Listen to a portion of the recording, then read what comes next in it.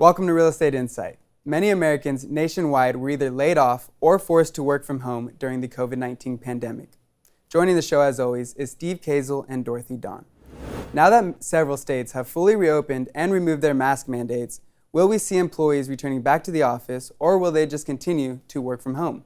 And if they do continue to work from their homes, what is going to happen to all the vacant commercial office space that many of these corporations are still holding on to? Steve, your thoughts? You know, repurposing it has come to mind for a lot of people.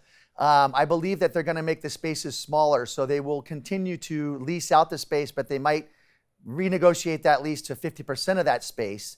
The money that they're saving on the lease space, they can certainly afford to spend a little bit more on labor, or maybe have a less efficiency in their labor pool. So there are companies out there that track labor, track people coming to school, work, online. So Clockify, Time Doctor, Time Jockey, these are all free services that are easily track your employees to make sure they're checking in on time. So I think it'll be a little bit of a blend. Repurpose some of the space, make it a little bit smaller, and then save a little bit of money on that monthly, but also have efficient employees. And people are different. Some people work better from home, some people don't.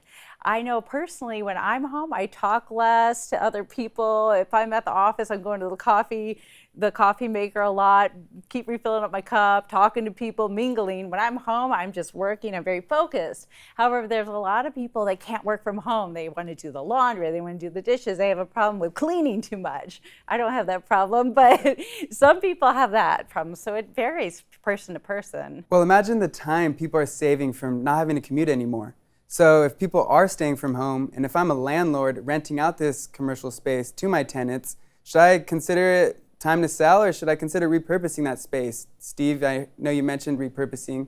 Is now the time to start figuring out who I should lease to secure a tenant? Yeah, so instead of leasing 10,000 square feet, maybe a sub Facebook office might only need 4,000 square feet now. So you have 6,000 square feet you got to figure out what to do with.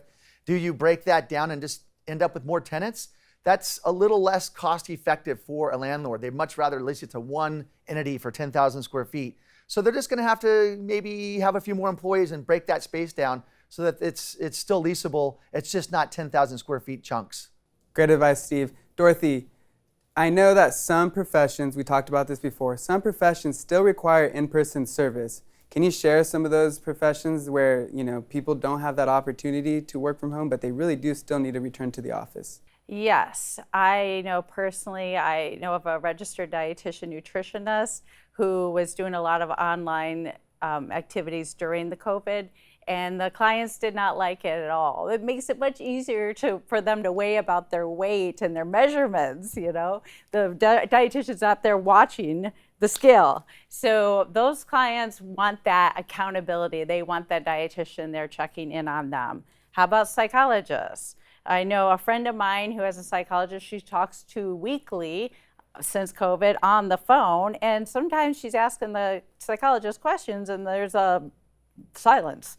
And she's like, did you hear what I just asked you? Oh no, what was the question? So is the person listening to you on the other line?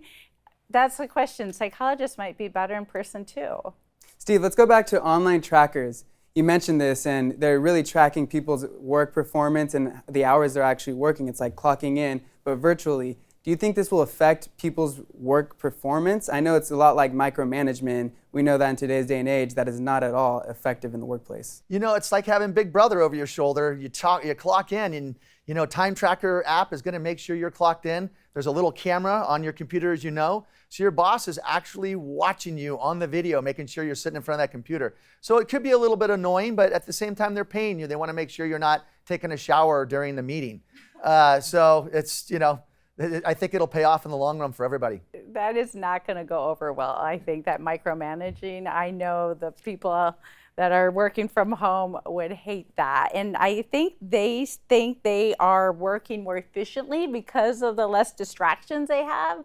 Sometimes you're getting a job done at the office, you're interrupted so many times, they get more efficient at home. So they think, if I take a nap, maybe it's okay. Well, I couldn't agree more, Dorothy. It allows for flexibility. You're allowed to be creative with the way you perform your task. And at the end of the day, I don't think this is necessary because the results speak for themselves. Thank you for watching Real Estate Insight, and we'll see you next time.